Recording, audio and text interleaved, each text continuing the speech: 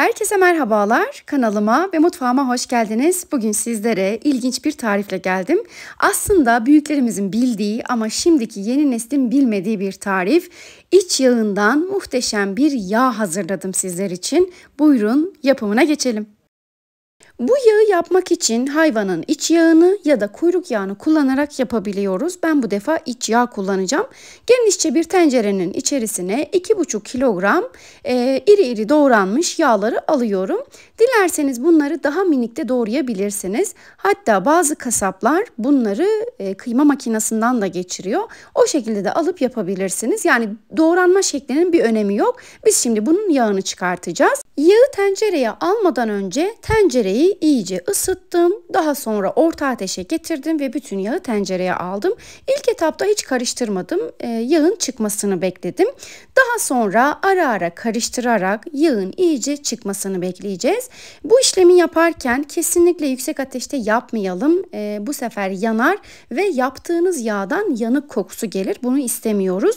Orta ateşte, hatta daha böyle kısığa yakın bir ateşte yağın çıkmasını bekliyoruz.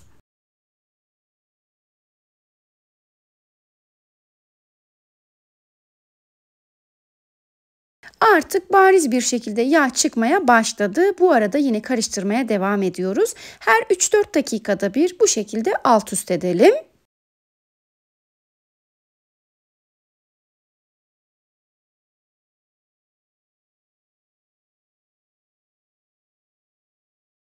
Yeni nesil pek bu tarifleri bilmez ama ben sizlere kadim bir tarif olan bu iç yağ nasıl çıkartılır göstermek istiyorum. Genelde bu tarz yağlara biraz düşmanlık yapılıyor, öyle söyleyeyim. Pek tutulmuyor ama büyüklerimiz, nenelerimiz, dedelerimiz hep bu yağlarla beslendiler ve çok da sağlıklıydılar. Ben bu yağı her zaman yaparım. Yılda 1-2 defa mutlaka yapıp buzluğa atıyorum ve yemeklerde de kullanıyorum. Bugüne kadar bir zararını görmedim. Sizlere de fikir olması açısından bunu paylaşmak istedim.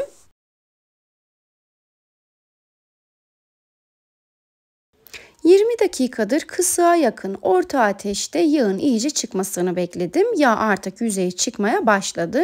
Bu aşamadan sonra çelik bir süzgeç yardımıyla biriken yağı başka bir tencereye aktaracağız. Burada bir şeye dikkat çekmek istiyorum. Bu aşamada kesinlikle plastik süzgeç kullanmıyoruz. Plastik süzgeç yağın içine girer girmez hemen eriyip yanacaktır. Çelik süzgeç kullanmayı atlamayalım lütfen. Süzgeci yağın üzerine alıp kepçe yardımıyla biriken yağı başka bir tencereye aktarıyorum. Bu sayede yağın içerisine tortular da girmemiş oluyor. Yağ çıktıkça süzgeç ve kepçe yardımıyla o yağı başka bir tencereye aktarıyorum. Tekrardan karıştırıyorum ve yine yağın birikmesini bekliyorum.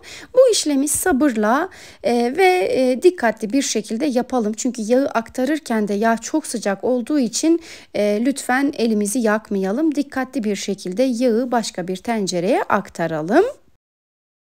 Bir taraftan yağ çıkartmaya devam ederken bir taraftan da sizlere bu yağı nerelerde kullandığımı da anlatmak istiyorum. Bu yağ yaptıktan sonra özellikle et yemeklerinizde kullanabilirsiniz. Etleri çok güzel bir şekilde yumuşatıp lezzetli hale getiriyor. Eğer yağsız et alıp kullanıyorsanız mutlaka bu yağdan bir parça o etin içerisine atın. Zaten lezzetine hayran kalacaksınız. Yağsız yapılan etlerin yemeği güzel olmaz ama bu yağla çok güzel bir şekilde hem yumuşuyor hem de lezzetleniyor. Ayrıca sulu yemeklerde de kullanabilirsiniz. Özellikle kuru fasulye, nohut ya da güveç tarzı yemeklerde birer parça atıp kullanabilirsiniz. Hem yemeğe lezzet veriyor hem de içinde et varsa eti de yumuşayıp lezzetli hale getiriyor. Bu şekilde yaptığınız yemekler de çok lezzetli oluyor. Yağın büyük bir bölümünü çıkarttım. Artık çok azaldı. Şimdi son kalan yağları da alacağım. Daha sonra başka bir işlem yapacağız. Şimdi malum bu yağlarda biraz koku olabiliyor. Bu kokuyu en aza indirmek için 2 tane yöntem var.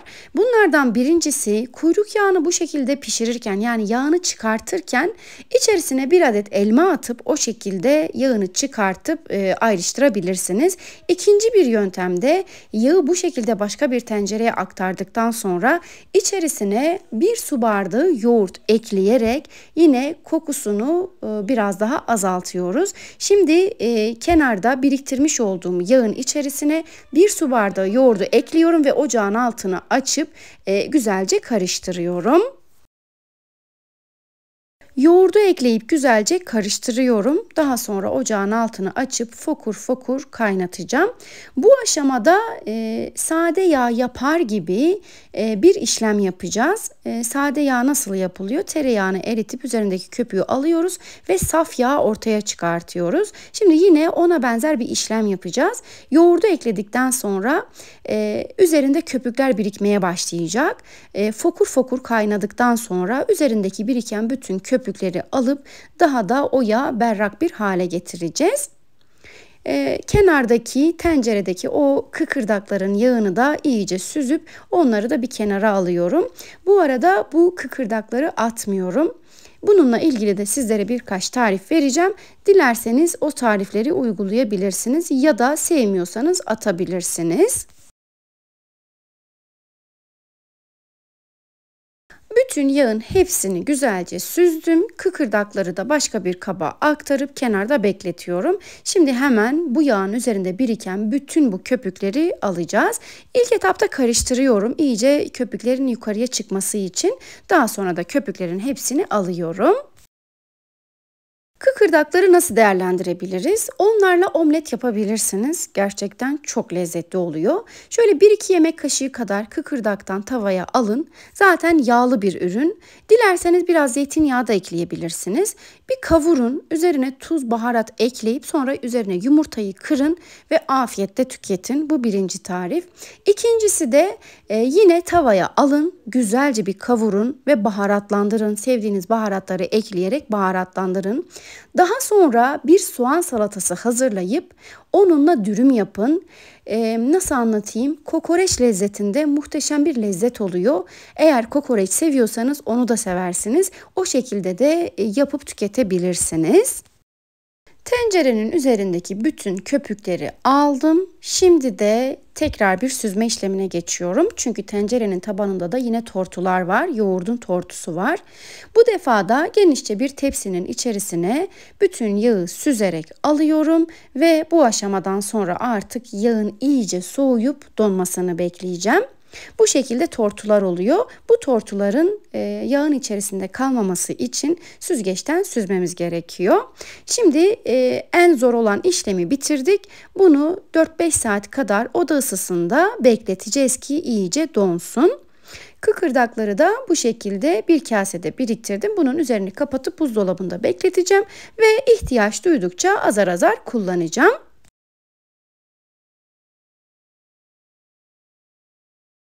5-6 saat kadar oda ısısında beklettim. Yağım dondu. 1 saat kadar da buzdolabında beklettim. Biraz sertleşti.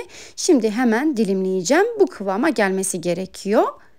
Bunu dilimledikten sonra buzdolabı poşetlerine alacağım ve her defasında birer parça yemeklerde kullanacağım. Gerçekten büyük kolaylık sağlıyor. Bu tarifi hiç denemediyseniz mutlaka yapın. Özellikle de Kurban Bayramlarında etleri kestikten sonra o yağlar hep işte ne yaparız diye çok düşünenler oluyor. Bu şekilde yağını çıkartıp değerlendirebilirsiniz. Hem sağlıklı bir yağ hem de yemeklere çok güzel lezzet veriyor. Bunu buzluğa atın. Hatta normal buzdolabında da bekletebilirsiniz ve dilediğiniz zaman dilediğiniz yemeklerde kullanabilirsiniz. Tarifimi buraya kadar izlediyseniz sizlerden küçük bir ricam olacak. Tariflerimi beğeniyorsanız ve faydalı olduğunu düşünüyorsanız beğenmeyi ve yorum yapmayı unutmayın lütfen. Ayrıca kanalıma ücretsiz bir şekilde abone olup tariflerimi sevdiklerinizle paylaşarak bana destek olabilirsiniz. Bu aşamada yağı dilimlerken istediğiniz büyüklükte dilimleyebilirsiniz. Eğer yemekleri az yapıyorsanız daha küçük dilimler halinde de yapabilirsiniz. Tamamen sizin tercihinize bağlı.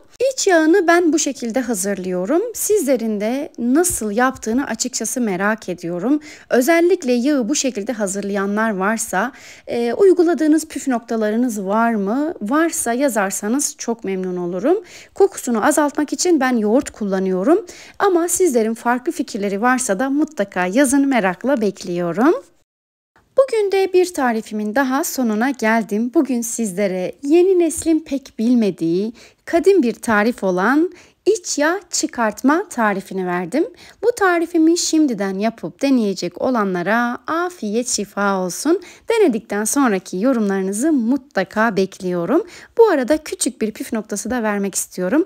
Yağlı yemeklerden korkmayın. Yağ zarar vermiyor. Bize zarar veren şey karbonhidrat ve şekerdir. Yağ insanı tok tutar, kolay kolay acıktırmaz. Acıkmadığımız için de çok fazla yememiş oluyoruz zaten. O yüzden yağlı yemeklerden korkmayalım.